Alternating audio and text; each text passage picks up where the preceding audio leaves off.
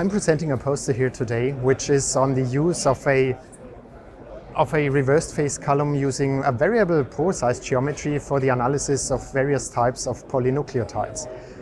Oligonucleotide or polynucleotide analysis is particularly important these days, as they have seen emerging use cases to be used as therapeutics, as vaccines, or also for basic research or industrial manufacturing.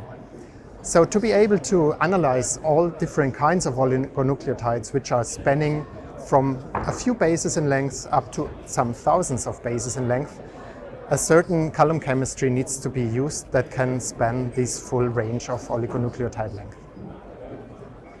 What was your main research question and how did you go about answering it?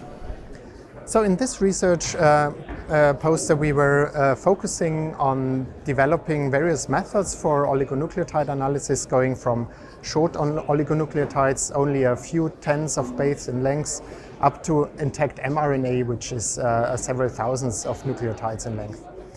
So for this purpose, many different analytes have been used.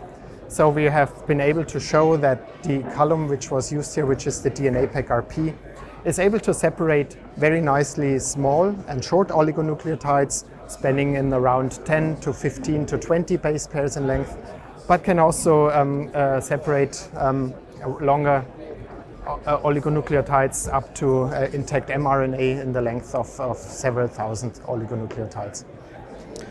Was there anything surprising in your research that surprised you or stood out as a key insight?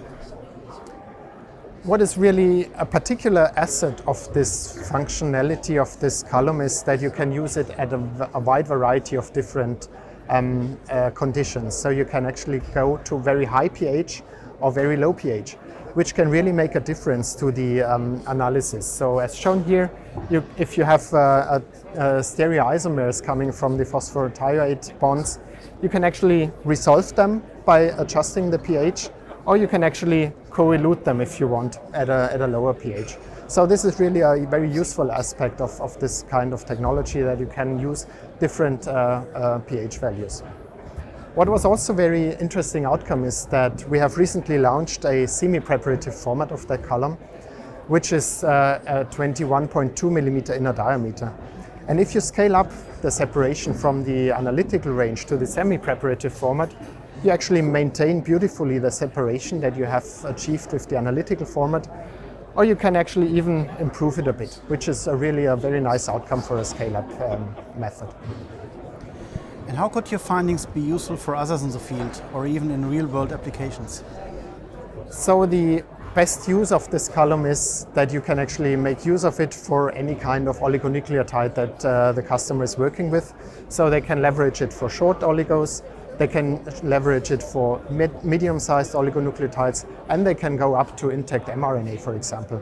At the same time, using the same particle, people can scale from analytical range to semi-preparative format. So it is really an all-in-one solution.